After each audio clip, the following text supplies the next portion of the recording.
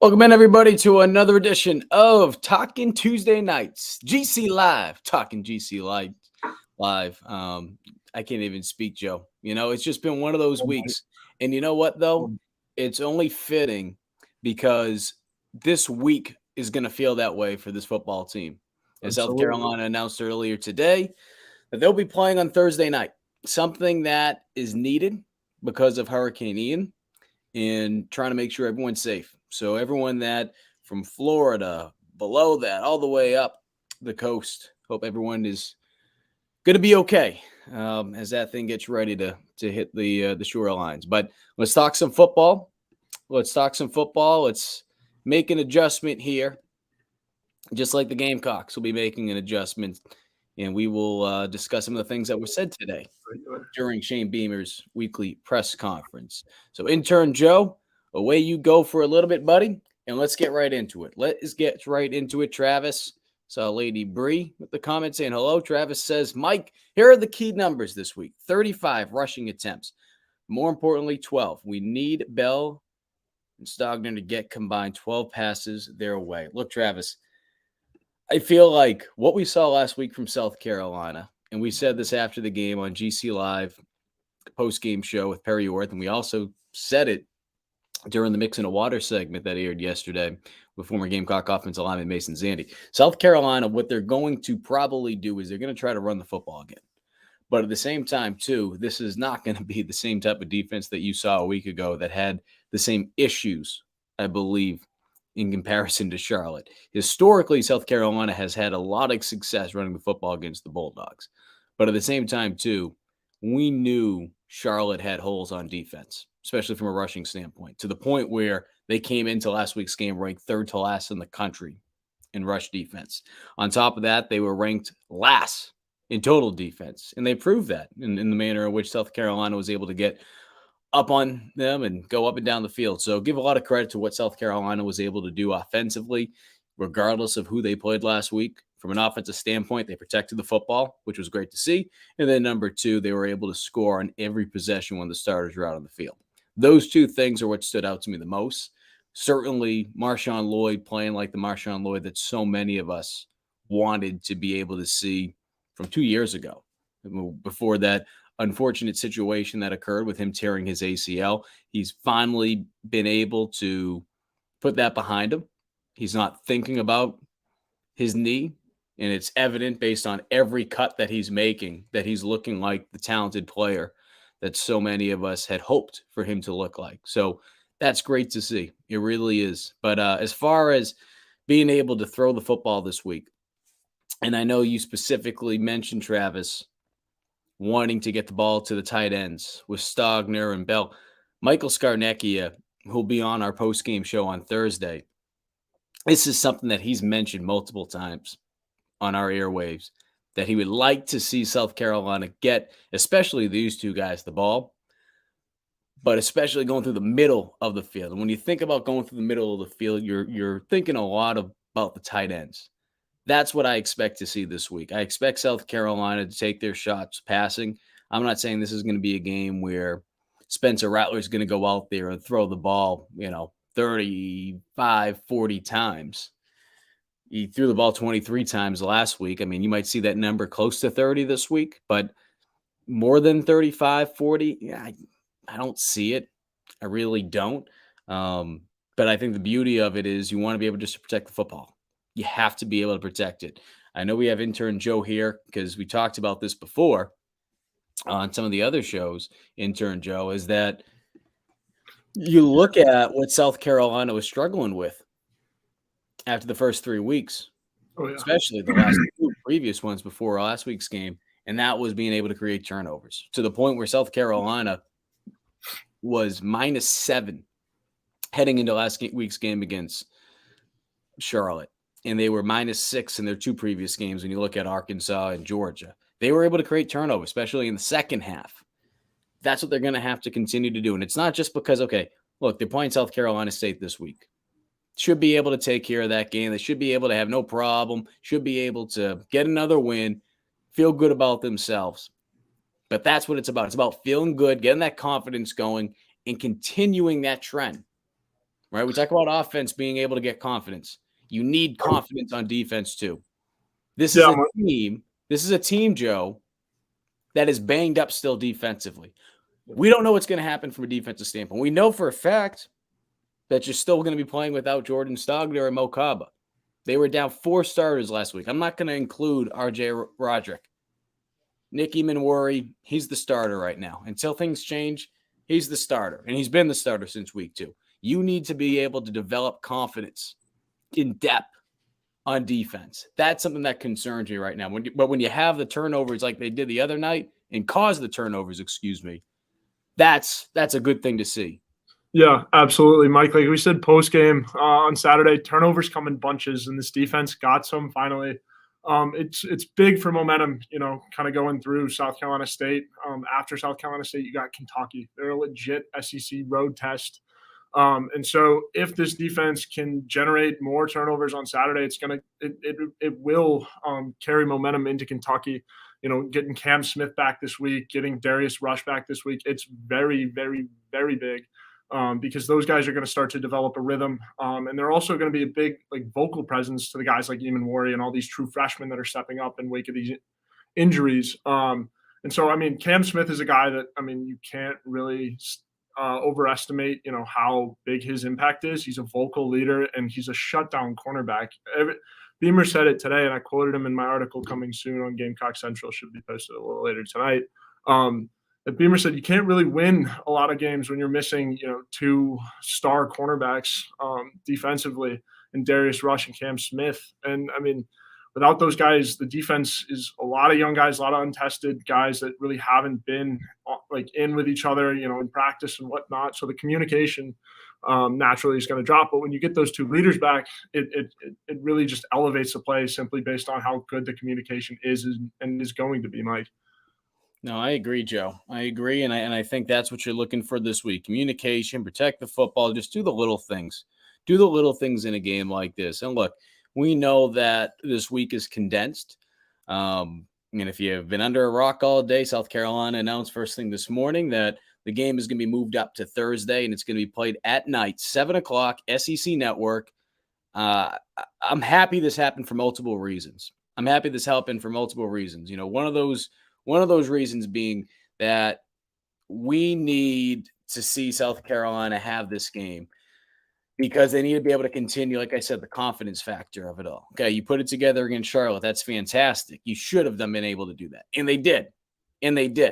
Now you got to do it against this week's team, and that's South Carolina State, before having to get back into SEC play in another week when you have to go travel to Kentucky. So I liked what I saw last week.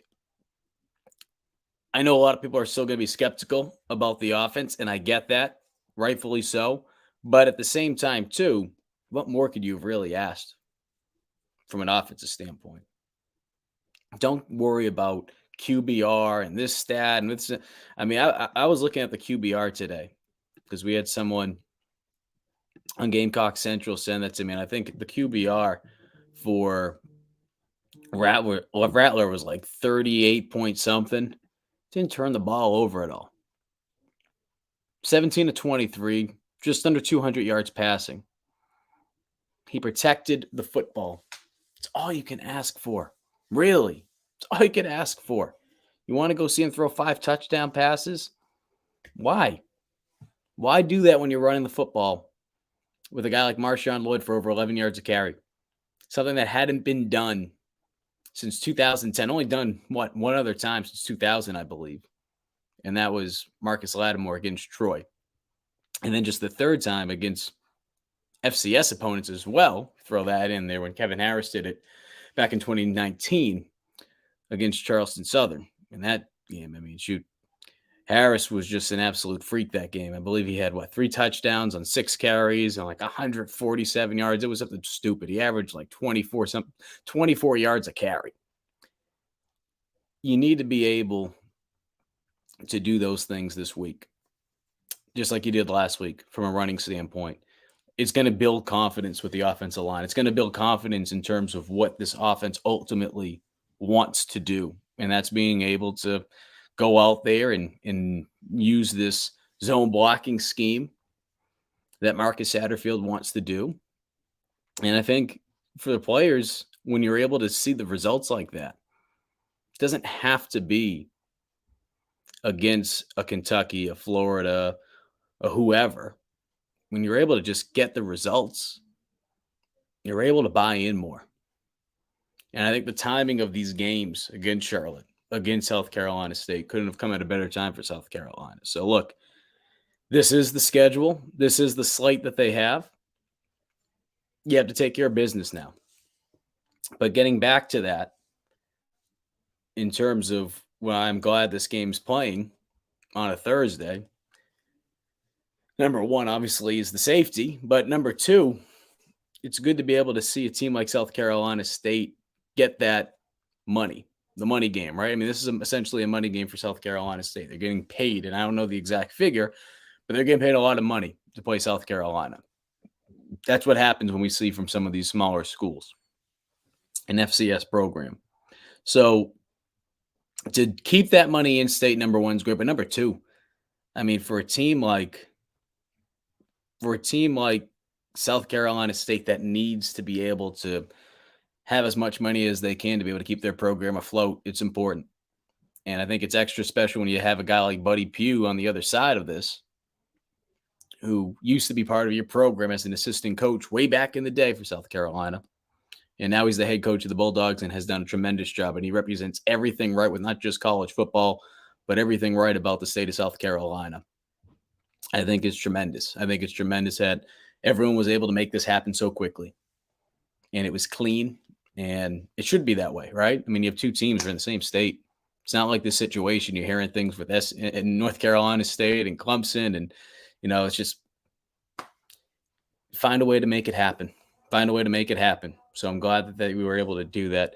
See Joe sending us a little message here. What we got, Joe?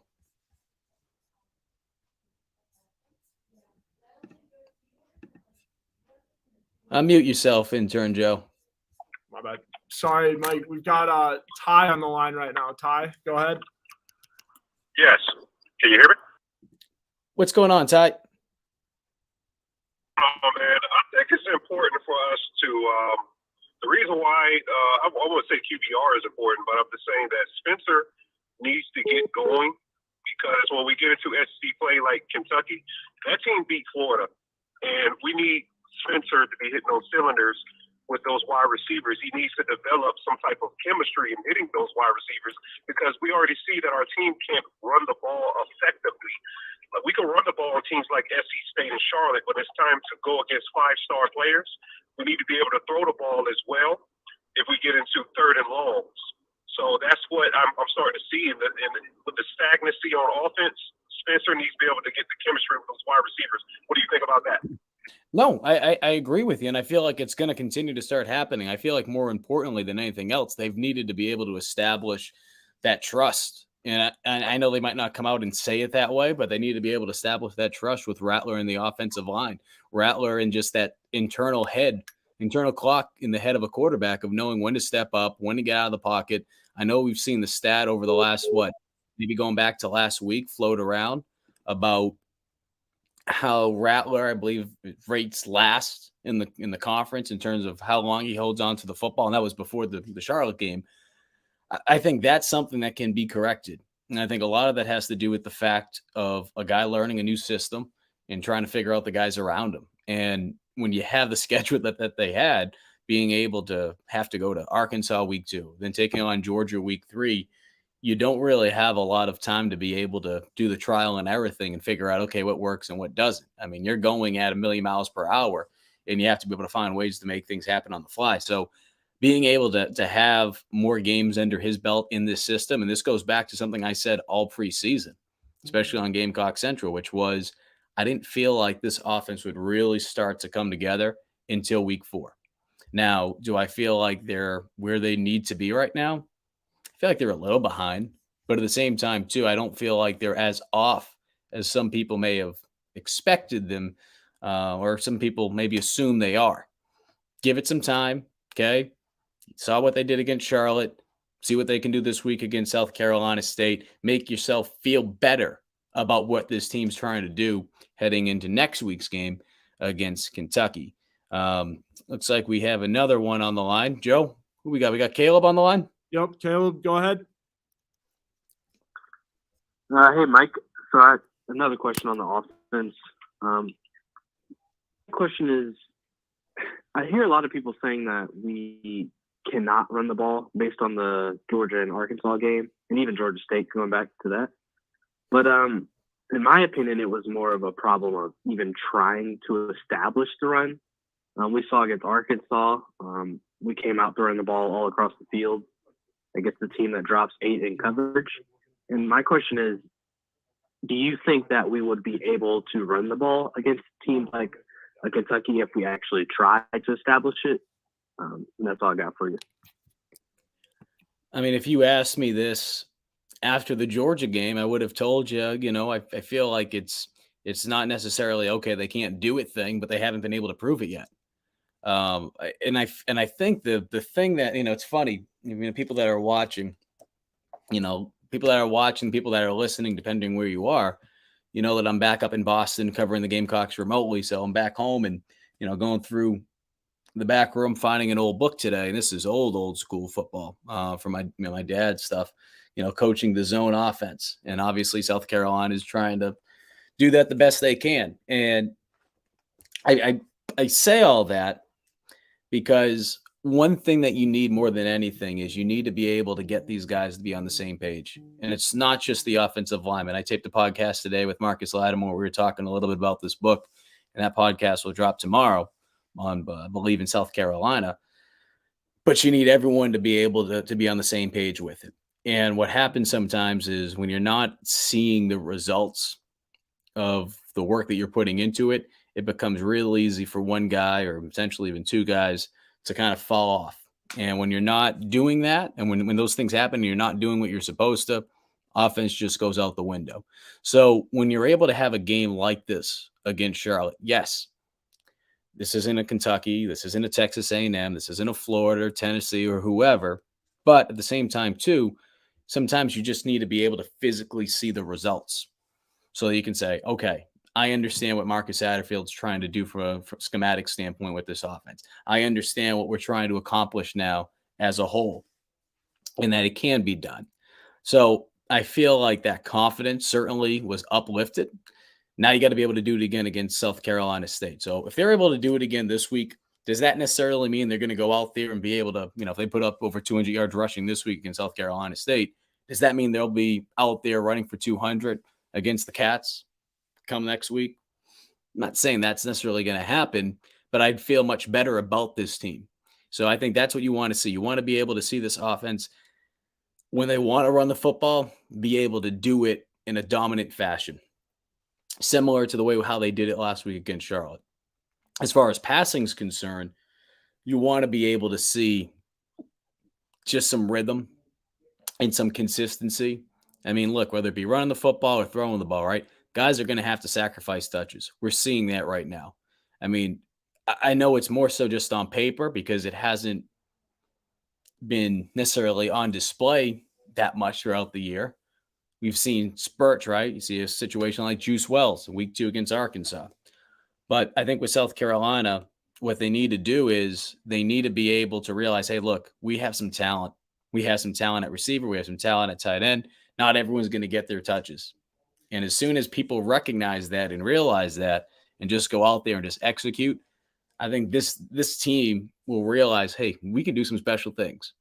And I think Rattler is going to continue to feel and look more comfortable in this offense. Lattimore mentioned it today. Even though he wasn't throwing the ball as much last week, he wasn't asked to do that. But when you have that confidence from a run blocking standpoint, it can help in the pass blocking, and everything else around it can look a little bit more in sync. Joe, I know we have Lady Bree on the line. If you want to add her on in. Yep. Bree, you're live. Go ahead. Hey, Mike, man, you were just kind of you're all hitting everything right on, like what I was trying to talk about. And funny enough, you mentioned that people were talking about Satterfield talking about, I think when he said if he had 12, 13 personnel and could run 275, it would be his druthers. I don't think he was going to do that every game, but I think everybody's twisting those words now. But at the same time, does he not kind of have some of that personnel there to kind of run stuff like that right now? I mean, we've got 4 really good tight ends. I mean, I called in about, what I have really broken down. I did some extensive work on this and made some content and whatnot. I talked to Joe a little bit about it. Is our O-line. I went back. I really started watching our O-line all the way back to Georgia State, just based on things I would hear coaches say and stuff, and really go break stuff down. And I broke down Georgia extensively. But Arkansas broke them down pretty well, and we were running the ball, guys. The last caller said we chose not to run the ball against Arkansas, and I said that. I said that back then. I said we were moving the ball against Arkansas. We just did not call up the run plays. Then I said I guarantee you Marcus is going to end up trying to do too much running against Georgia, because he just got criticized for not running the ball enough. And he did in key situations that I think he needed to pass in. He was trying to prove his run, But what I got after I broke down the Georgia game was amazing. Because I went and really broke it down play by play, and I got to see what was going on. And so much criticism of the O-line after that game. I've been arguing with everybody. Like, the O-line's not looking that bad, guys. They're looking pretty good. We were missing other stuff, and everybody, the players, the coach, are all defending the O-line, and I'm going back and breaking the plays down, going, this is why they were defending their O-line. This is why all the coaches and all the players are defending the O-line. What we did get out of Charlotte was we found out that Spencer has definitely worked on his pocket navigation, and that his pockets can hold up. And we identified our run game that we're going to need, because I think the back half of our schedule is going to be huge. You said, can we run it 200 yards against Kentucky? I think we can. I started looking forward to some games, and Kentucky being the one I've looked at and examined the most. Their line is super susceptible. So I think, a lot of people wanted to see a high-powered air raid style offense because, hey, we got Spencer Rattler here now, and they're disappointed and they're not accepting the positives out of the Charlotte game that, man, we look good. We got to do the same thing again at SC State, and then we got to prove we can do that in SEC play. Of course we do. But I think the matchups coming up, and the reason we are concentrating on that run so hard, Mike, is Kentucky's susceptible to it. Florida's susceptible to it. Tennessee's a tempo game. We have to control tempo against Tennessee. Lady Bree. End up depth chart on defense that we don't want to have out there all the time, which is something you were talking about earlier. I think. So, Lady Bree, and I'll cut you off there, but I think you're right. I think you're right about Kentucky, and we'll worry about Tennessee, Florida, once we get to that point, because as we've learned from South Carolina, not just this year, but in years past, people have been banged up a little bit, right? I mean, we saw that in the secondary last week. I know, Annie, I don't know if you were mentioning Cam Smith. We're talking about more so Spalding, Darius Rush, some of the injuries that South Carolina had last week. But I think, look, anything can happen once you get to that point, but you have to be able to have that success with being able to run the football and not be one-dimensional. I think Travis had mentioned that before. Travis bringing that up, can't be one-dimensional. You have to stick to the run. If you're able to get the run going, it opens up a lot, especially in the zone blocking, So I think that's the big thing. If they're able to do what they did the other night, yeah, that's great. I mean, shoot, if you're able to score and not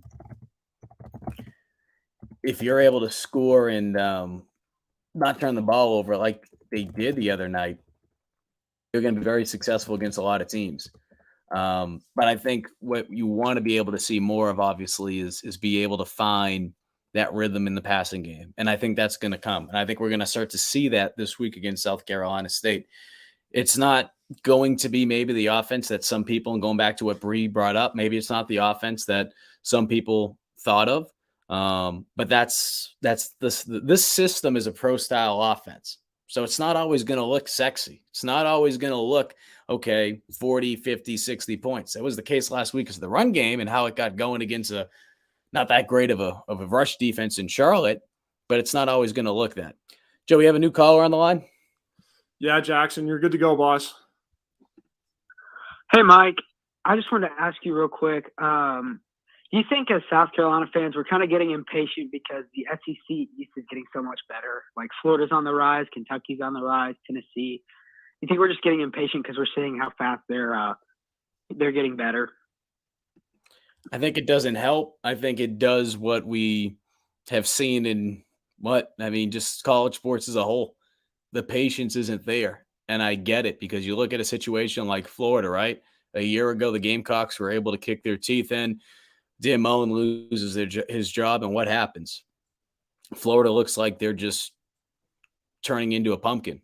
And now they're ranked. And they're not just ranked, but Kentucky's ranked. You're seeing Tennessee ranked, in the top 10 now, top 15. I don't remember exactly what that number is right now, but the point being is, I think Kentucky's in the top 10. This is a situation where it's just like, look, the East is getting tougher, and never mind Oklahoma and Texas will be coming in a couple of years. The East is a good division right now, very good division at that. So I think it makes things from a patient level more difficult, harder to swallow that pill. And I compare it to what's gone on in Clemson. I said this before.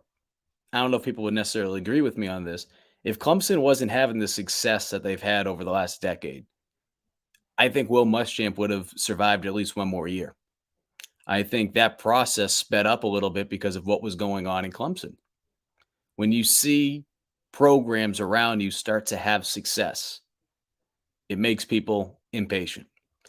With this situation with South Carolina, it stinks that their schedule was what it was to start the year because, like I said, I felt like it was just going to take some time for them to be able to get going from an offensive standpoint. Injuries are part of the game. Can only say that and make excuses about that so much. Next man has to step up. But you see what's going on in the rest of the division. So I think if you're South Carolina right now, you have to realize that. Shane Beamer realizes that. Not every fan is going to be like, okay, hey, look, we're going to have patience. I don't need to tell this fan base patience. You guys know this a hell of a lot better than me. I've been covering this team since 2016, and you've seen what happens sometimes when you have patience. Sometimes it's good, sometimes it's not. So we can sit here, we can talk about patience. At the end of the day, at some point, that patience is only going to be able to last so long.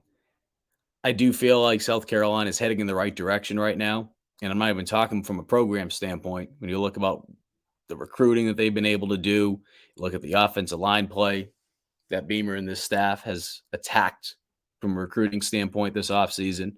I feel like what they're doing this season, if they're able to get this win in a manner in which, again, going back to what we've talked about with Marcus Lattimore earlier, just that confidence, gain that freaking confidence. Gain that confidence, and then you're going against a Kentucky team who's a little banged up right now. And I think I'm trying to go back and look at some of these comments. Travis, Florida's overrated. I'm not saying Florida's a bad team, but I don't think they're as good as some people think they are. I really don't. I think they have some flaws that South Carolina could attack. But with that being said, this is a team that a year ago you kicked their teeth in. I don't know if it'll be necessarily a walk in the park. Travis, again, they put up numbers against Kentucky's defense is garbage. I'm trying to look at it. Alex, website rocks. Run up is run by a tool. Trying to go through some of these messages here. And I'll put I will put Joe back on. Intern Joe, I don't even know. So, I'm trying to keep up with some of these messages here. These comments, man. Awfully fun sometimes. What's your let me ask you this. Yeah. What do you want to see? What do you want to see against South Carolina State? Because, again, and it's not saying anything that no one in this room isn't thinking. They should be able to take care of South Carolina State with no problem. And I said this on the post-game show, Joe. I know you were there.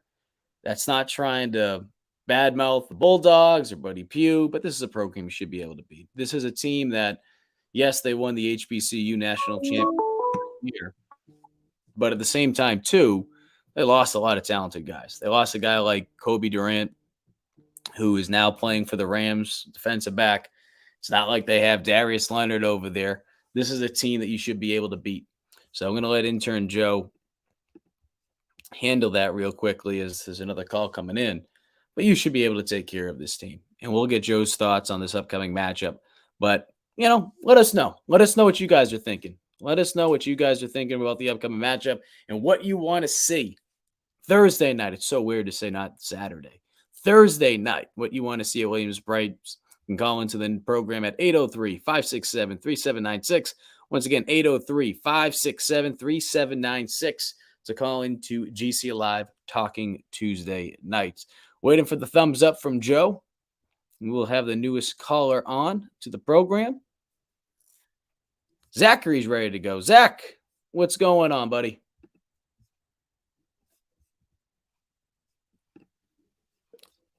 Zach. Go ahead, Zach.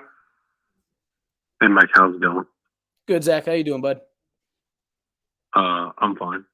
I was just gonna say that I think that it's really important for us to run the ball for like a lot of what you said, the confidence of the offense. I think that if we can find a way, I feel like what you said is like so true. Like I feel like the passing game is gonna come, but we just need to get the running game under control. I think for like the past two seasons, like last season and this season, well, it looks like we struggled to run the ball. So just having moments where we can run the ball will work, will do well, will be good for the team. And I'm glad we're playing this game on a Thursday so that we can get ready for Kentucky a little earlier. Yeah. And look, running the football is going to be important. There's no two ways about it. Running the football is going to be important. I think it gets lost sometimes, and it goes back to what Lady Bree was mentioning earlier. When you have a quarterback like Spencer Rattler, I think some people naturally assumed, all right, they're going to throw the ball all over the field. And we even heard Marcus Satterfield going back to, I think it was actually following Birdies with Beamer right before the start of the season. He mentioned, he's like, I brought Rattler in here. We're going to throw the ball around. Well, as important as that is to what I believe this offense ultimately wants to be able to do, if you're not able to run the football, it becomes a hell of a lot easier to stop this offense. I mean, there's no two ways about it. When you become a one-trick pony, when defensive linemen, all they have to do is put their hand in the dirt, tee off on that quarterback because they know it's pass, pass, pass. That is a dream scenario for a defensive lineman. As much of it is a dream for an offensive lineman to just run block, on the flip side of it, defensive linemen, they love to pass rush. They love being able to pass rush. So I think the big thing is you need to be able to build off of what you did from a run standpoint. No question about it. That will help the passing game. It will. If you want to see Rattler throw the ball a little bit more this week, again, I don't think you'll see him throw the ball 35, 40 times this weekend or Thursday night. And you should hope that's not the case. You don't need him to do that. You hope that's not what you need him to do. You should hope that it's very similar to what you were able to do against Charlotte, but realistically, you might have to throw the football 5, 6, 7 more times. You might hit that 30 mark this week. So, again, I like what we saw from South Carolina the other night. Now you got to do it again. That's what these two games are. And it goes back to the Quick Slants article I wrote last week for Gamecock Central. Last week was Who Are You Week? This week's about can you do it again? That's what these 2 weeks are about. Prove that you're capable of doing a couple of things, right? One thing, of course, was creating turnovers. They did that, especially in the second half. Once they started to play a little loose, I felt like in the first half, a lot of it had to do more so with the fact that they were just playing tight. And that will happen when you're down 4 guys defensively.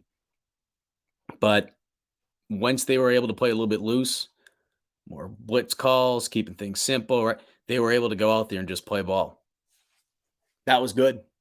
Offensively, you're able to run the football.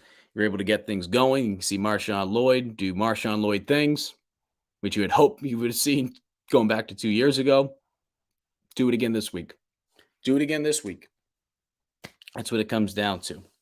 Hey, Alex, it's where you can text the call-in number, boss. Just mentioning that. Got intern Joe here. Can add him back on. Joe, going back to what I was asking you before, what do you want to see? What do you want to see this week? And I know, Chris, with a change of game day affect the home field advantage. Chris, I'll get into that in just a minute. But what do you want to see? What do you want to see, Joe, this Thursday night from South Carolina? I mean, defensively, again, like we mentioned it a little earlier, turnovers. Got to keep that ball rolling. Got to continue to just build the team chemistry on the defense. And I mean, offensively, you'd like to see, the team run the ball a little bit more. I don't necessarily know if rain's in the forecast, but I'm assuming there will be some element to rain in the game because they're expecting it to come in, I believe, Thursday night at some point. But I mean, you'd like to see a good run game. And in ugly weathered games, the run game really kind of gets things going. And again, you've seen like this offense, it thrives off the run game. Once they get the run game going, it opens up so many other options for Spencer and whatnot, and kind of takes the pressure off them a little bit more. So I'd like to see, Marshawn Lloyd, Juju McDowell, Will Smith, even Jaheim Bell get involved. If they can get the entire running backs room involved, I think we're going to see some pretty good things. And also, too, I guess depending on the weather, we might see Satterfield kind of let Spencer do his own thing a little bit more, kind of get accustomed with the offense, getting ready to, open up the playbook a little bit more when they go to Kentucky.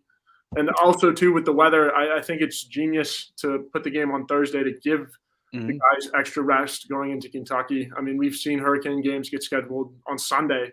Yeah. And I mean, Beamer made it pretty clear today in his presser that, moving it to Thursday was the best decision for everybody. It just makes too much sense, Mike. Yeah, and that kind of goes into what Chris mentioned, and I do want to go back to some of the things you mentioned too about the impact this will have and could have on South Carolina as they get ready for Kentucky the following week. Chris, will the change in game day affect fan turnout and home field advantage? Certainly. I mean, there's no question about it. When you think about just the number of people that come from out of state and come up here and are part of what makes college football special on Saturdays, I would assume that you will see a lesser turnout. Now, when I say lesser, does that mean 30,000? No. I mean, I think it's not going to look like a spring football game. I just don't think that place will be as packed, and I think that's understandable. And then, Joe, tell me if I'm wrong. South Carolina hasn't canceled classes on Thursday, and I know for some people, they need to make sure that they're there. I mean, I'm sure some will skip. Yeah. But, I've got class from like 4:20 to 5 o'clock on Thursday. So, I mean, I'm going to be a little bit late heading down into the game. But, I mean, no word on classes Thursday. But, I mean, Corey Rucker, oh, my gosh, his presser was amazing. He's very, very charismatic dude. But he mentioned in his presser, he's like, college students will find any excuse to drink. So, a Thursday night game it's not going to be a problem for the student section, I don't think. From my perspective, I think we might see a little dip in attendance because people are getting off work. It might be a little bit harder to get to the game. But I also do not doubt this fan base one bit. When the team needs them to kind of show up, they will, and it will be in full force.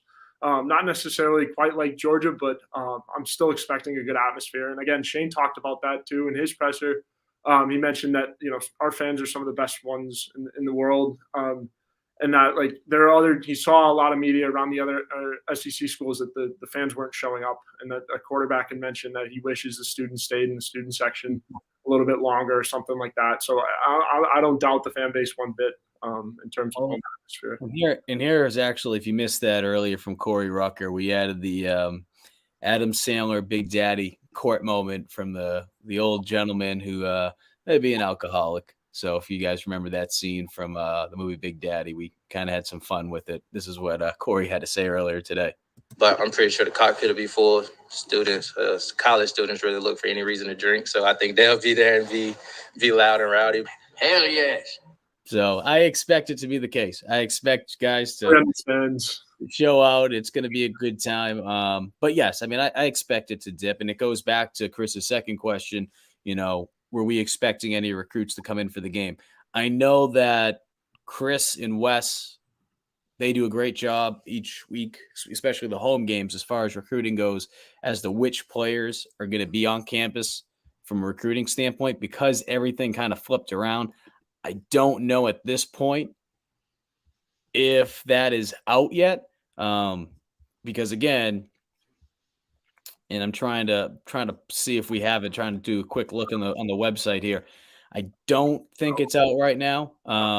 But I do know from Jessica Jackson's tweets that South Carolina was anticipating some prospects this weekend, and that's going to change certainly with who will be here. I'm sure some guys will still be able to come, but then you got to think, right? I mean, if guys are coming from out of state, or depending on where they're coming from, especially the out of state guys, they're going to have school on Thursday. They're going to most likely have a game on Friday. I know some teams play on Saturday, depending on where they are from a geographical standpoint. The hurricane may impact that, but I think we won't see as many this weekend. And God bless Jessica Jackson and what they're doing from a recruiting standpoint, trying to flip all that around, because I mean, they're making adjustments on the fly. So look, and I said this earlier, right?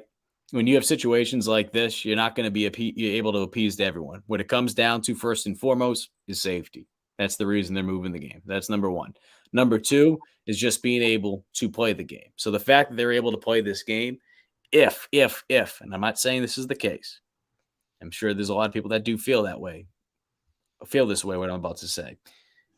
If it comes down to it at the end of the year, and South Carolina needs that extra game to be able to be bowl eligible, this could be it. So you want to be able to get it in. And then, as I mentioned before, from an in-state standpoint, you're giving this money and you're keeping it in-state, but you're giving it to a program who they need this money. They need this money to be able to help keep their program afloat. We know it's been well documented. A lot of HBCUs, they need to be able to have money like this to be able to keep their programs moving. And especially a guy like Buddy Pugh and everything he's done, not just for that program, but for this state, it's good to be able to see that money will be going there. So I'm glad they were able to make this happen. It's obviously, from a logistical standpoint, it sounds like it was a no-brainer, because you have teams that less than an hour apart, Orangeburg and then Columbia. So it's good. It's good that that's going to happen. But on the flip side of it, yeah, there's going to be a lot of people that invest a lot of money into this program. They look forward to those 7 Saturdays or whatever you get from a home game standpoint. And I'm sure there's going to be a lot of people that are disappointed and bummed, but I'm sure they understand. The majority of them. I'm sure there'll be some that are a little upset, but that's just part of it. That's just what happens. Taking a look here. And Chris, again, are we expecting better video coverage than what we got last week from ESPN? That was terrible. Now, Joe, and maybe I don't know if you had a chance to go back and watch this. Were you watching at home, or you? Oh, yeah. Okay. Yeah, it wasn't great. This week it'll be on SEC Network, so I mean, I'm hoping the broadcast is a little bit better. But I mean, it's tough. You have a lot of games going on. It's tough to send crews everywhere. But yeah, it was not great. I was at a bar in Boston, and I got there early enough where I'm sitting right in front. I just talked to the bartender. I said, "Hey, look, is there any way we can put on ESPNU when the game comes on at 7:30 for South Carolina?" And I cannot tell you how many people were pissed off, because you have Alabama playing, you got Texas A&M playing, Arkansas. You got some good games out there. So, number one, the fact that the matchup, not the sexiest matchup of the week, when you have South Carolina take on Charlotte, especially if you're 1,000 miles plus away up in Boston. I don't think anyone's really going to care about the South Carolina game, number one. But number two, that is something that really stood out. So I couldn't hear the audio. I couldn't hear the commentary or anything like that.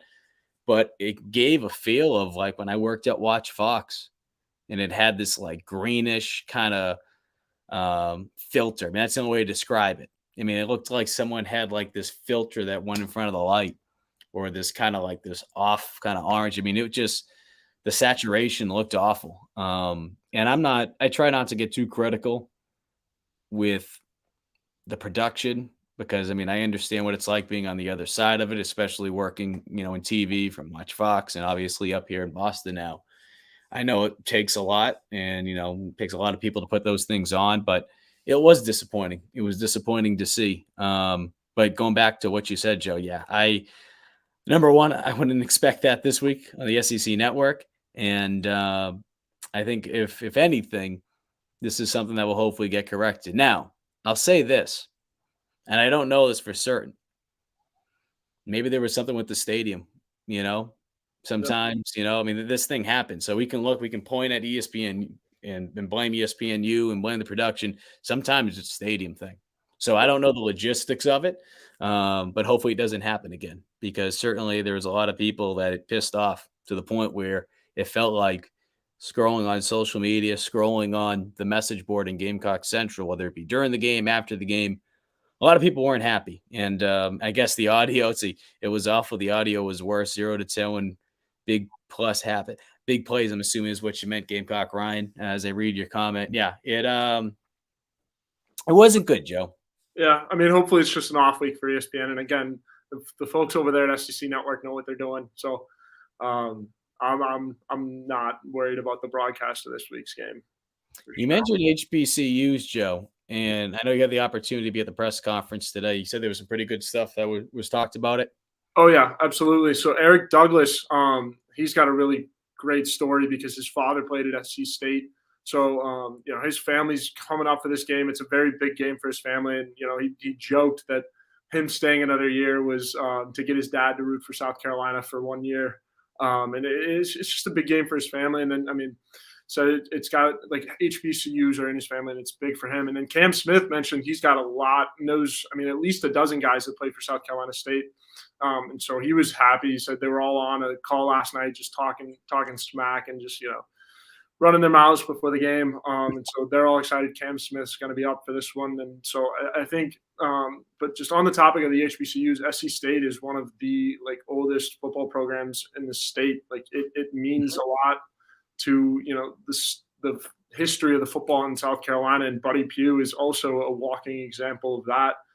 He's been there forever, and everybody seems to know Buddy Pugh, and he's very praised, an amazing person too. So, I mean, personally, from a writer standpoint, and from I guess a fan's perspective, is that the HBCU games are amazing because it gives us, a chance to kind of acknowledge the history of the football, and to give the HBCUs a chance to be on a platform that has been kind of lost in the last couple of years. Yeah, and you mentioned just how long they've been around. Their first season, you have to go all the way back to 1907. Buddy Pugh, I mean, he's been there forever. I mean, he's been there since 2002. Of course, he's got ties to the Midlands, not just the University of South Carolina. Coached the Gamecocks as an assistant from 97 to 2002. But before that, he was at Fairfield Central as a high school coach. Then he was at Keenan. And then I know he had a stint for, about 10 years at South Carolina State in between all that. But before that, one of his first high school jobs was an assistant at Orangeburg Wilkinson. So I bring all that up. And again, he's been at South Carolina State for over 20 years. We know what they were able to do last year, being able to win the Celebration Bowl, the HBCU National Championship, which was huge. So that's his third HBCU National Championship as a coach. And, they've finished first the last 2 years in the MEAC. I do want to bring up one thing, though, and it goes back to last year because I've had the opportunity to cover Buddy. I've had the opportunity to cover South Carolina State during my time in TV at Fox for those 5 years. And this is a tweet that I put out last year. I reshared it last night, though. But I remember Buddy talking about it with me, saying that, for the past 20 years, he's been purchasing season tickets for the Gamecocks. And although he hasn't been able to go to a game, or he doesn't get to go to these games really at all because he's coaching in South Carolina State, he gives these tickets away to friends, friends and family that want to go to the game. So I just think it speaks to the volume because of who he is as a person and how much respect he still has for the University of South Carolina. So, look, it feels like especially during my time in South Carolina, it's hard to find anybody that will say anything bad about Buddy Pugh. What they've been able to accomplish from a football standpoint the last couple seasons has been remarkable, because I remember like it was just yesterday that this program had took some hits, and it got to a point where you weren't even sure if Buddy was going to be back. I mean, the first 3 years I was there, 5-6, 3-7, 5-6, it looked like Buddy was on his way out. It looked like Buddy was on his way out, and that's kind of the talks uh, around the program. And then they come back, have an 8-3 season. They have a shortened season, the COVID year, going 3-1, coming first in the MEAC, and then of course what they were able to accomplish last year. So they've won their last they're 7-0 in the last 2 years in the MEAC, back-to-back MEAC champs.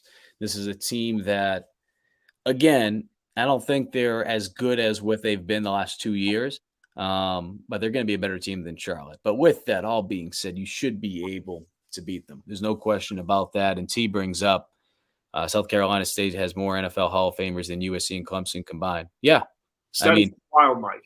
yeah, and I think the other thing too is when you look at just the talent. Oh yeah, just the talent that continues to come out, right? I mean, there's been so many good documentaries that have come out on HBCUs. I mean, I've had the opportunity, like I said, covering South Carolina State, going back to my time in Mississippi. I covered Mississippi Valley State, got to cover some SWAC. Jerry Rice, of course, played at Mississippi Valley State, Willie Taunton. And then, my time of covering Jackson State, we all know who Walter Payton is. So I bring all that up because certainly it's not what it used to be, and for multiple reasons when it comes to HBCUs. But I will say this, though, there's still so many talented players that come out. And again, just looking at the Bulldogs in recent years, you look at Kobe Durant getting drafted by the Rams this past year, has his first career interception a couple weeks ago. You look at a guy like Shaq Leonard, a.k.a. Darius Leonard, and what he's been able to accomplish. I mean, it just seems like it was yesterday I was covering his final year at South Carolina State. You have some freaks in a good way, talented athletes. Yeah, Mike, Shane said, he said it today. He said all the NFL scouts who, stop by the facility and, kind of observe, said, he asked, and he always asks where their next stop is, and they always say South Carolina State. I mean, you mentioned Darius Leonard. I mean, just watch what that guy does on Sundays. SC State they will, they have some guys for sure. And I mean, that big wide receiver that they have, can't remember the guy's name, but he's going to be a problem. Cam Smith kind of talked about, going up against him today. But yeah, I think South Carolina State, Shaq Davis. Yeah. Shaq Davis is the player that you're talking about, and Saquon, excuse me. I just remember calling him Shaq, or Buddy always calling him Shaq. But Saquon Davis, he has been a fun player to watch grow. I remember watching him from a couple of years ago, and he's turned into a real talented player. That's a guy that has NFL talent, no question about it. So, look, for South Carolina, and it goes back to what Chris is mentioning, and just a heads up, everybody, because I'm off on this Tuesday night. We could have a little bit of an extended version of GC Live talking Tuesday night. So we'll go a little bit longer than we typically do. One more on HBCUs, Mike. I love the bands. The bands are that is my favorite. One of my favorite sports cultures is HBCU bands. They're incredible. I just wanted to get that out there. No, it's something special. It's something special to be able to go to, and not just go to an HBCU game. Go to homecoming. It's like a whole freaking party's going on outside of the game. And that's not downplaying that South Carolina and some of these other programs don't do good tailgates. But it is something special to go to an HBCU homecoming game. It's special. But looking at this, and Chris, another question, would you say games like South Carolina State and Charlotte are good for Carolina, or could it hurt us if we get hurt with major injuries in those games? I mean, I would say just like any game, the possibility of getting hurt, I mean, it's always there. I think the thing is, though, with South Carolina State, that it's not like you're playing Navy or Army, and I'm not trying to bring back bad memories mentioning Navy, or even Georgia Tech back in the day when they ran the option. it's the style of offense in which they run. It's not like this unconventional offense, right? It's not like the Citadel. I would be more worried about playing a game like that and having to go up against a team that runs an unconventional offense. Because what happens is, you're going to have guys that are out on the outside. They're going to be taking on sometimes chop blocks and this and that. And games like that, that would concern me more than anything when you're not used to going up against something, when you're not used to seeing something. So, as far as this goes, yeah, I mean, you don't want to get guys hurt, just like you wouldn't want to get guys hurt in any other game. But I think from going back to just being a broken record from a confidence standpoint and just the timing of which these games came after Georgia, right? Being able to play Charlotte, now being able to play South Carolina State, I think the timing couldn't come at a better time right now for South Carolina.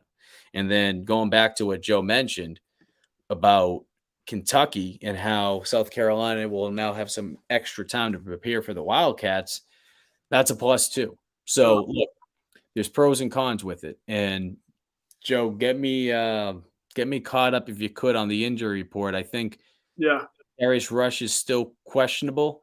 Is that what Beamer said today? Yeah, Darius, I'm pulling it up right now. Darius Rush is questionable. I believe Dylan Wanham is out. Yep. Like I said, I'm pulling it up right now. So look, there's going to be guys that are still banged up. Maybe they would have been able to play if the game was on Saturday, but ultimately you want to have confidence that you'd be able to take care of this team and still be able to be good to go for Kentucky, right? Yeah. So got to be able to win this game. And in practice this week. That was a one more addition. Sorry. Right. Thank you, Joe. So look, you want to feel good about yourself. You want to be able to do all these different things. You should be able to win this game, though. Whether you have a guy like Dylan Wanham in the lineup or whether you have a guy like David Spalding, XYZ, whoever the case may be, you should be able to beat South Carolina State regardless. These backups, and I've mentioned this before from a defensive standpoint, some of these guys need to step up. Nick Eamon-Worry has done a tremendous job. He's a perfect example of it. RJ Roderick goes down, and what happens? Nick starts week 2, and he's been starting ever since then. You don't need to be playing like Nick on a level that will probably lead him to being on the all-freshman team in the SEC when this season's done at the rate that he's going. But you need to be able to do a good enough job that puts this team in a situation to be able to win. And I think from a defensive standpoint, maybe some of those guys were playing a little tense in that first half, certainly in the first quarter of last week's game against Charlotte. And that's an T. I'm glad you brought up. Thank you. DQ Smith, excuse me. DQ looks great. Another local kid. It's done a tremendous job. It's been good. It's been good to be able to see Smith out there. So I'm glad you brought that up.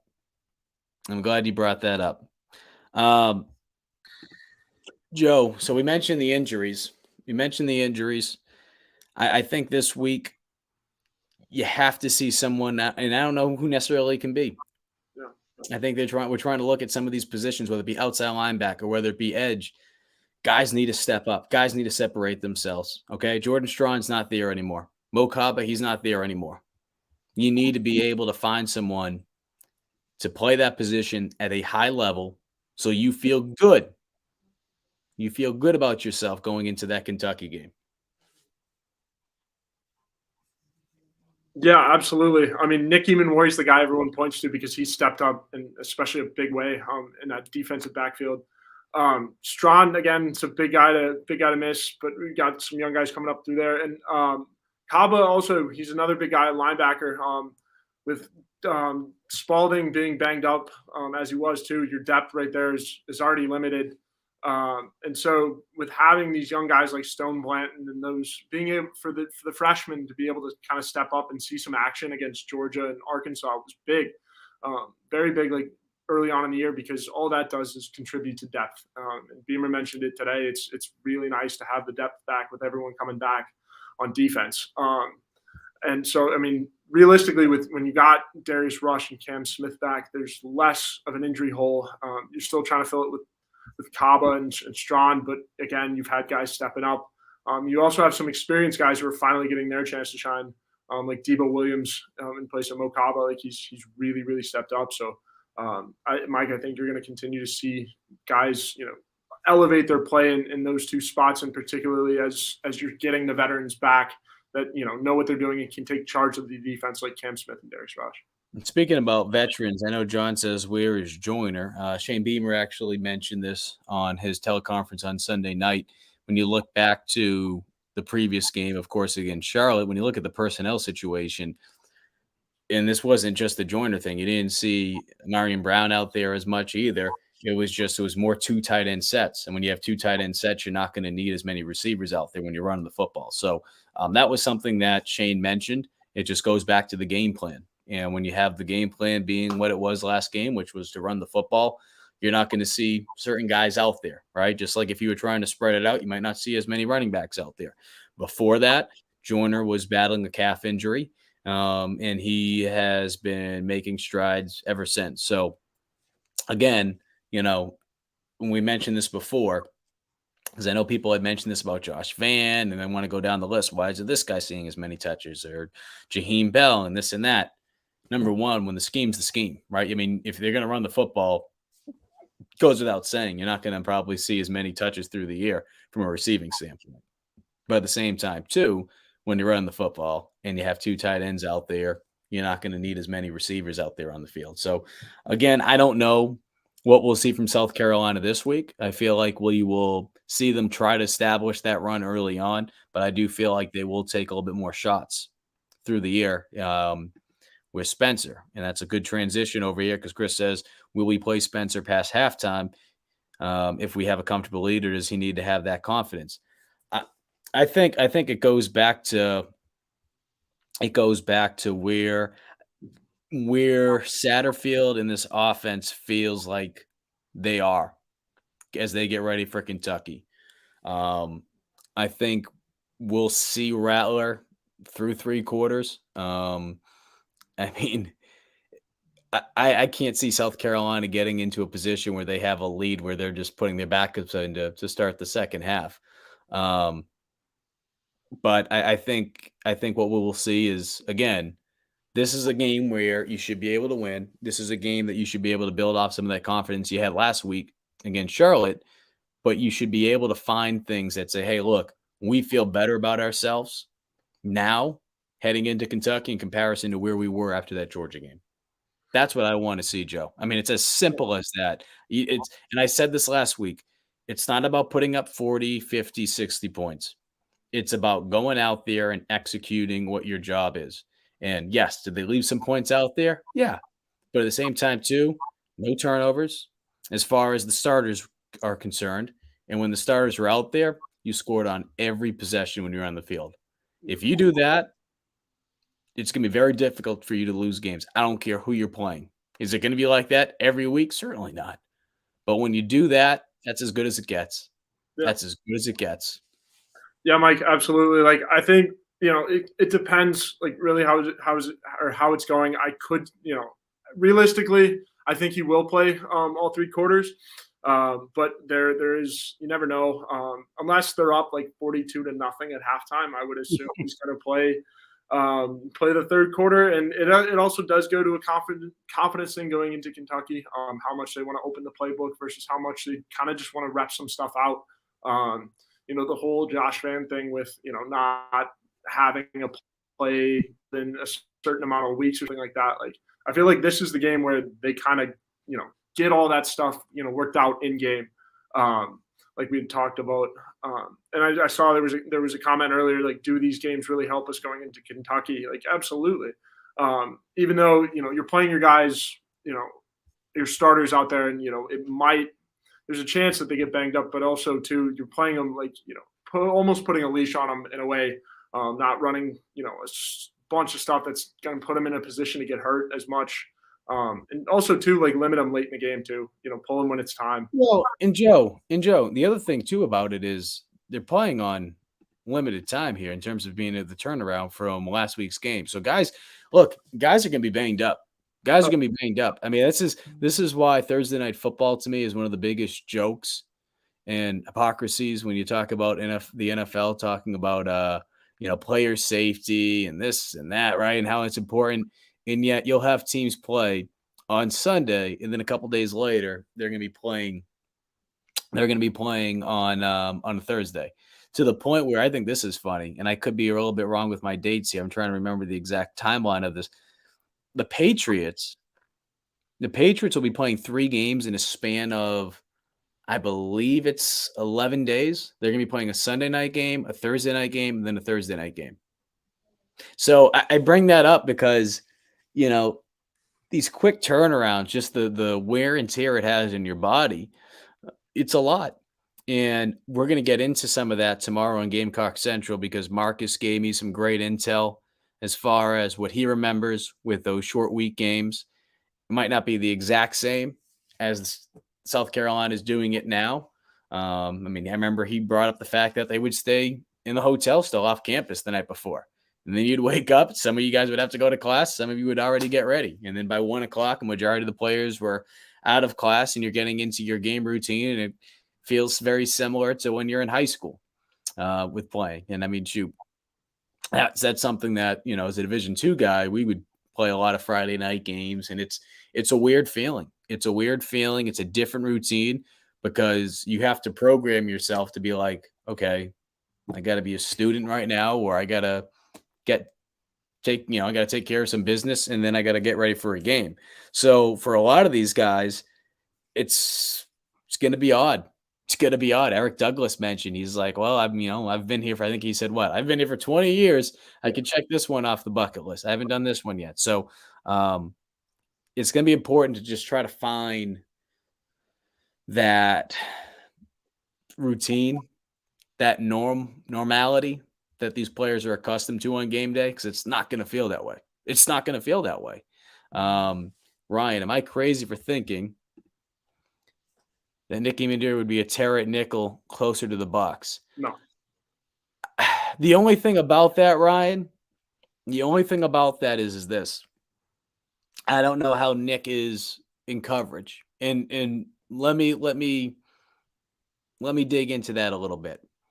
That nickel spot, the angles that you're playing, it's not like playing at safety. It's not like you're playing at corner. So I just don't know how he would be in that spot. I think from a tackling standpoint, no question. And I've mentioned this before, that one of the issues I've seen from South Carolina, especially through the first 3 games, and we even saw it a little bit last week. I think about that first drive in particular, they've been soft on the perimeter. They've been soft on the perimeter coming off their blocks. They need to stop dancing with these receivers. I mean, I feel like I'm watching a high school prom. I mean, get off the freaking block and make a tackle, okay? And I'm sure that has been something that not just Clayton White, but Torian Gray has been reiterating. When you're banged up in the manner in which they have been, and we talk about nickel, we talk about edge, we talk about outside linebacker, the area where teams will attack you, and we saw it with Georgia, they will want to attack you in the flat. They will want to attack you in the flat. And yes, if you're running the football off tackle, right, you can do that. You can do screens. You can do swing passes. You can do even quick outs. That's all an extension of the run game. It's all an extension of the run game. And it's going to create those same angles. And the cornerback, or if the safety is down in the box at that point, nickel, outside linebacker, depending on the situation, they need to be able to get off the block and make a tackle.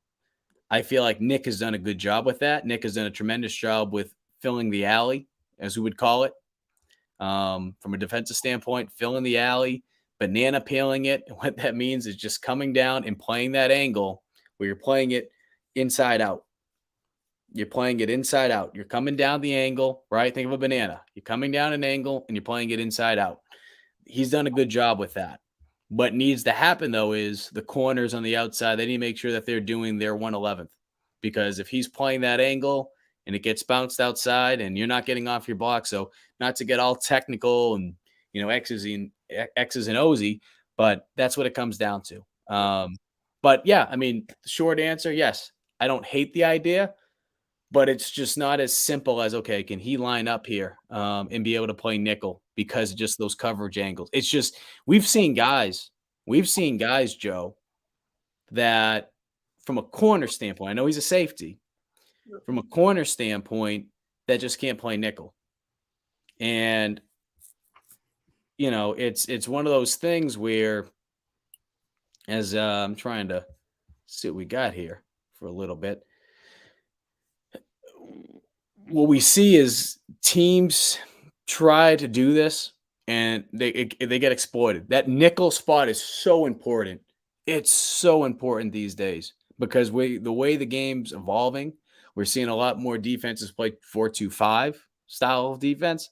And if you don't have a nickel or someone that you at least can trust in that spot, it's going to make for a long day. Now, if you can, it's great. We saw it last year. I mean, Spalding was starting in that nickel spot for a while. Then we saw Carlins Patel do a tremendous job. Carlins had never played nickel before.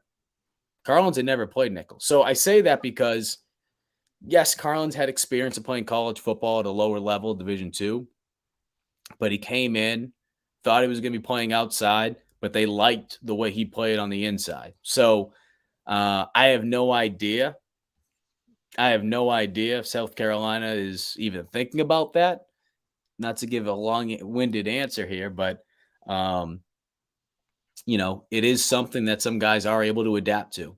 But I mean, man, the way he's playing that safety position, it'd be unless you felt good about putting him down there and putting RJ Roderick back there. I kind of like the way they have things right now, Joe. I know it's not perfect. They need to figure out some things on defense. So Ryan, I mean, I don't think you're crazy to think that. I just don't know how he would do from a coverage standpoint. Yeah, I mean, I think Cam Smith is doing a great job in the nickel role right now. But Ryan, I don't think you're crazy. But I think it's something that Clayton White will want to work Nick Eamon-Worry into eventually. Like Mike, like you said, the tackling aspect is there. You said that perfectly. Like, he has shown that he is more than capable about flying around the field and making plays. He just kind of needs to develop a little bit more, be in the system to where he knows every look. Like Clayton White, talks about it all the time with his defense. He's like, I want my players to go in there and be able to diagnose, not just what they're seeing, but what everyone else is seeing. So that way they can, flow, and they know if, my guy next to me is going to go do this, then I know why I'm supposed to be doing this. And he said, it's supposed to be a cohesive unit. And I think with Nick Eamon-Worry just playing in the system and by flying around and making plays like he is, it's going to be big. And eventually I think he will work into that nickel spot, Mike. Well, I would never say never. I would never say never, especially when you've seen this team take the hits that they have had already from an injury standpoint. But I think one thing's for certain, that you have something special with Nick. And, guys, they flip around, right? It's not the same what I'm about to say, and I'm not trying to scare people, but I mean, shoot, the offensive equivalent in a sense would be what you've seen with Joyner over the years, okay? And Joyner, of course, he played for a different coaching staff, so this doesn't go back on Beamer, but this goes back to the original coaching staff and how they try to use him, and we saw that with other guys, right? You move guys around, what are they going to be, this and that. There's nothing wrong with wanting a guy to be able to fill a void that you feel like you have, whether it be offense, defense, or even special teams. But that's the only thing that would worry me, that by trying to move him to the nickel spot, if God forbid, and I'm not trying to be Debbie Downer, but God forbid, things just weren't able to work out that position, does he lose his confidence if you try to move him back to safety? That's the only thing that would scare me, because the way he's playing right now, he's on pace to be named to the all-freshman team in the SEC. He's doing some special things. Special teams. Speaking about special things, let's talk about some special teams. Chris saying, what about special teams? Our team is golden. I've been very, very pleased with special teams overall. Very, very pleased. I like what we've seen from an attack standpoint. I think with a lot of the blocks we've seen. I mean, I know there was 2 the first week. It's more so effort than anything else. South Carolina wasn't sending the house. I think one of them was a 3-man rush and the other one was a 4-man rush. So you're really not seeing it's just simply just being able to execute and do your job, just effort. That's what it comes down to. That's what special teams is. So I think South Carolina is getting exactly what they invested into, which is having a special teams coordinator and investing a lot of time in practice. And when you have a guy like Mitch Jeter, who is converting the type of field goals that he's been able to from as far as he has, it changes the way you think as an offense. I'm not saying necessarily he's Justin Tucker, but you think of a guy like Justin Tucker in the NFL, that changes the mindset from an offensive standpoint, right? He can basically give you an extra 10 yards. So when you go out there on the field and it's like, all right, hey, look, it's third and whatever. All right, if we don't get this first down, but we're able to get another couple yards, we're in range already. The way that you just think and the way you attack. I think Mitch Jeter has slowly become that for South Carolina. Now, again, in a game like this, you're praying that you don't have to settle for field goals. But at the same time, too, just looking at the season as a whole, Joe, I like what they've been able to do in that regard. And Mitch Jeter has certainly been a very, very bright spot for this Gamecock team. Yeah, Mike, absolutely. Mitch Jeter's a legit kicker. Like, he is not your typical SEC miss a bunch kind of kicker. We've seen special teams be a recurring theme or a recurring bright spot for this program. And I think with the addition of Shane and his work in special teams throughout the years, like it's from what it's gotten to like now, like it's what you're seeing right now is product of Beamer's history in special teams. And special teams is kind of a goofy, like if you want to have success, you need kind of it's a goofy science to it, right? And I think Pete Lembo is the perfect guy to be leading the special teams unit because he is, kind of a goofy guy. He's got a bunch of catchphrases. He's got a nickname for everybody, and he's a former head coach taking a job on a staff that he could have been a head coach elsewhere, but he decided to come be a special teams coordinator here because it shows how much he wants to be a part of the program, how much other people want to be a part of the program too, Mike. Do you want to bring up as we go into hour number 2 here on this GC Live Talking Tuesday night? Now, today's program, just like it is every single time, just like it is every GC Live. I'm trying to pull these things up here as smooth as Wes and Chris do it. It's brought to you by Clint Hammond and the outstanding job they do at the Mortgage Network. And I told you this, Joe. I told you this before we hopped on. How about this, right? Their main headquarters. Their headquarters is located in Danvers, Massachusetts. That's the town right next to me. Okay, these guys are all over the place. They do a tremendous job all across the East Coast and most trusted mortgage provider. Okay, give them a call. I know from talking with Perry Orth, Perry says that when he's moving houses and he needs to be able to get all that stuff taken care of, he calls Clint. And I know so many other South Carolina athletes have done the same as well. So give Clint Hammond a call. He'll get you situated. He'll be able to make life so much easier for you. And speaking about making life easier for you, I know tax season's right around the corner. And I say right around the corner because it always feels like tax season's right around the corner. It's never too early to start looking at your taxes. And Liberty Tax will help take away that taxiety. Give them a call at 803-462-5576. They will help you overcome that anxiety that comes with tax season. So be ready for tax season, Joe. We don't want you to be worried about your taxes. Absolutely, Mike. Absolutely. Couldn't have said it better myself. You don't even know what to say about that. Okay. Before we wrap things up, Thursday night football. What's your overall thoughts? South Carolina playing on a Thursday night. Do you like it? Would you have liked it to be a Sunday? And here's why. I think back to 2016 when we saw South Carolina move their game against Georgia to Sunday, right? Because of Hurricane Matthew. I don't remember who South Carolina was playing that following week. I could pull that up real quick. But the point being is they did that because that was the circumstances that they were in. And they had to play it at that time period. I think, okay, now I remember. South Carolina was off the following week, so it worked out. This case, a little bit different. and I know that you brought this up earlier, Joe, being able to play Kentucky the following week, you have some extra time. I know it's going to be a different schedule this year, but going back to last year, Marcus Satterfield and this offense, some of the best games they had last season is when they had extra time, whether it be the home opener, whether it be coming off the bye week after losing to Texas A&M when they played Florida, or whether it be the bowl game against North Carolina. They were able to do a lot of good things offensively. Now, certainly, this will be a shorter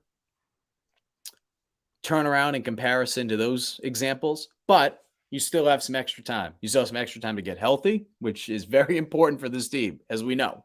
They've been banged up, feels like, for the majority of the season, and we're only, heading into week 5. But to have some extra time, I mean, man, I think it can only help them. So Thursday night football, I know some people probably would have liked to see it maybe, I don't know, Saturday night, Sunday. And I'm not speaking for everybody, but I'm sure some would have liked to have been able to keep it on the weekend. But man, I think, again, if you feel confident going into this game against South Carolina State, it shouldn't matter what day of the week you're playing. And then, hey, give yourself some extra time to breathe, 2 extra days to get ready for Kentucky before you head back into SEC play. I think it's a no-brainer. I think Thursday night was a great night to be able to have this game played, especially with the circumstances of the hurricane, of course. Yeah, absolutely. I think it was a no-brainer to kind of move it up instead of moving it back, especially with Kentucky. Beamer mentioned today he's going to Saturday be a day off for the guys, and it's probably the coach's first day off since the day before practice started for the fall. So I think it's the best case scenario all around. And I mean, Beamer also mentioned today that they were getting advice from the Miami Dolphins and other NFL teams on how to handle it. There's a funny clip about him just mentioning that they have class to kind of work on and stuff, which is it really shows the difference there. But it's big, and I mean, having guys like Freddie Kitchens and Sterling Lucas on your staff, it's very big because they've been in the NFL for a long period of time. They know what the day in, day out looks like, and I mean, little note here on Sterling Lucas. This is also a big game for him, like growing up in Orangeburg. So side note that he knows a lot about this matchup growing up in Orangeburg. But again, like Mike, it's a no-brainer. Put it on Thursday. So yeah, I want to be able to see South Carolina go out there and do X, Y, Z. We're talking about from an execution standpoint. I want them to just stay healthy. Yeah. I want them to be able to just stay healthy. This is a team that can't afford any more injuries. Yeah. And I feel like if they're able to get that confidence that we had hoped that they would find from this 2-game stretch, Charlotte, South Carolina State, a lot of people that may have felt uneasy about this team after the Georgia game, they might start looking at that game a little bit differently.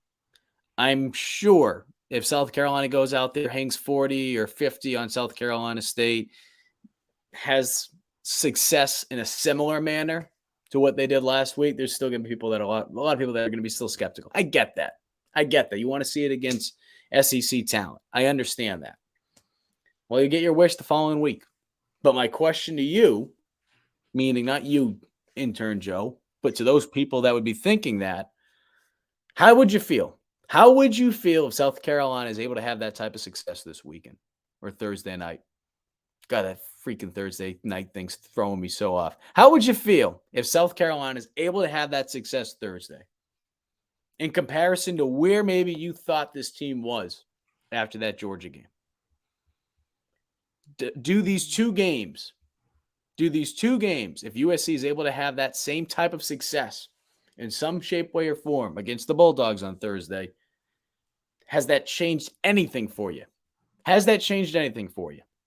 So, again, that's not to say that they don't have their flaws, whether it be on offense, whether it be on defense, whether it be on special teams. It's not to say they don't have their flaws. But I felt like so many people were looking at this team after the first couple of weeks, kind of like, oh, man, like it's going to be a long year. Like, hey, look, slow down. If you were listening to anything we were talking about in the preseason, you would have known that there were going to be growing pains. You would have known that they would have been 1-2, which I think a lot of people did assume that. They just wanted to see a little bit more from an offensive standpoint, and I get that. think the offense before the Charlotte game was a little bit behind in comparison to where I think I had them. I think they're a little behind still because it's been one game. I want to see them do it again this week. But if they're able to go out there, run the ball efficiently, and be able to throw the ball too, attack the middle of the field. That's what Scarnecchia wants to see, Joe. That's what Scarnecchia wants to see. Yeah, absolutely. So, and I see, trying to bring up some of these comments here. Chris, can we have more former players to co-host on post-game streams? So right now we have Perry Orth and Michael Scarnecchia flip-flopping. They have committed to us for the season, and we are very appreciative to have them both on. I can only speak about this season. I'm sure there's bigger plans moving forward, but with me coming to Gamecock Central, that was one of the things that we had talked about, being able to expand the digital plan, and of course, video digital plan, that is, because of course it's a website. No kidding, Mike, it's digital plan. But with me up here in Boston, we had to make some adjustments, but we're doing the best we can, and appreciative of the support that Brian Shoemaker and the entire GC crew have given me if I juggle both these jobs here in Boston. And I appreciate all you guys too who follow along, because I know a lot of you guys who follow me, especially on social media, you're having to see stuff about the Celtics, Patriots, Red Sox, whatever the case may be, Bruins. So I appreciate you guys not hitting the unfollow button. I mean, there's been plenty of people that have, and I get it, but I appreciate those of you that continue to follow along. And, in addition to getting your Beamer updates, you're getting your Bill Belichick updates. So it's been good. But yeah, Joe, we'll be back at it on Thursday night. Michael Scarnecchia will be on this week. And if you did not listen to Scar on Mixing a Water Monday from a week ago, or if you did not listen to Scar after the Georgia game, Scar is awesome on these. Scar is awesome. This will be his second GC Live post-game show.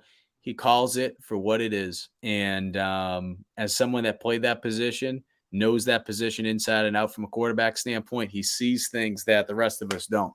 So I'm very excited to have him back on with us on Thursday night. Perry's great too. What's that? I said Perry's good too sometimes.